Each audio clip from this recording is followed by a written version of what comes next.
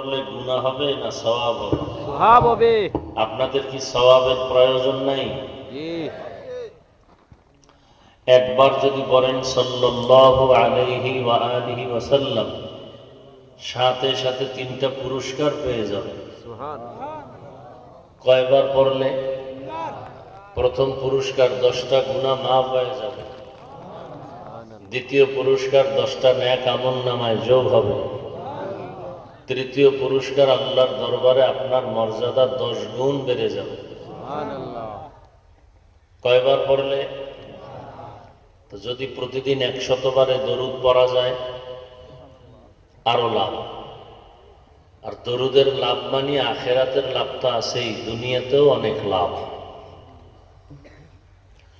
আল্লাহ আমাদের বেশি বেশি বেশি দরুদের আমল করার তৌফিক দান করেন।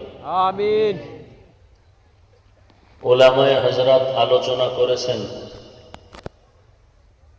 ইনশাআল্লাহ আরো আলোচনা চলবে। এর মাঝে আমি শুধু আপনাদের দোয়া নিতে আসছি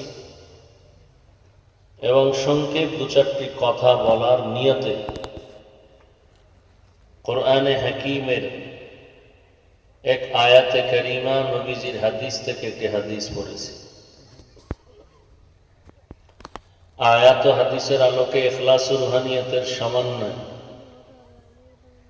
সহি নিয়তে, সহি তরিকায়, সহি কিছু কথা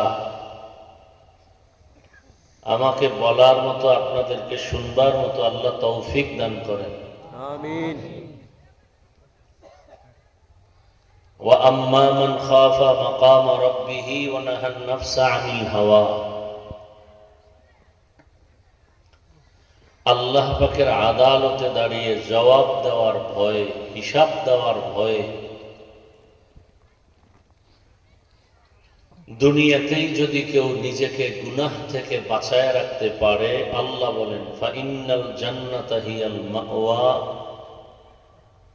নিশ্চিত তার জন্য স্থায়ী পুরস্কার, শান্তির জায়গা জান্নাতুল মাওয়া। সুবহানাল্লাহ।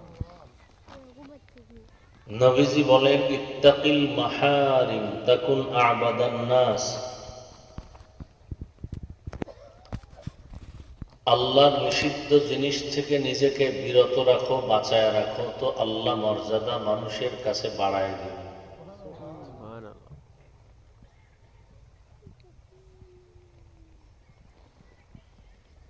নিষিদ্ধ জিনিস থেকে নিজেকে বাঁচায় রাখা, এটা হাদিসের কথা। আর নিষিদ্ধ জিনিস থেকে বেঁচে থাকার নামই হলো মূল তাকওয়া বা আল্লাহর ভয়।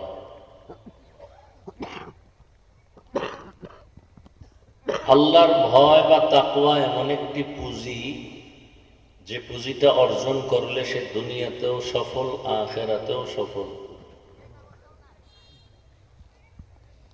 তার দুনিয়ার জীবনটাও সুখের, আখিরাতের জীবনটাও চির সুখের। বয়ান হচ্ছে প্রতিনিয়ত আলেম ওলামা, পীর মাশায়েখ, তাবলীগ, জুমার খতিবদের জবানে। এরপরও পরিবর্তন আসে না আমাদের, শুধু তাকওয়ার অভাব, আল্লাহর ভয়ের অভাব।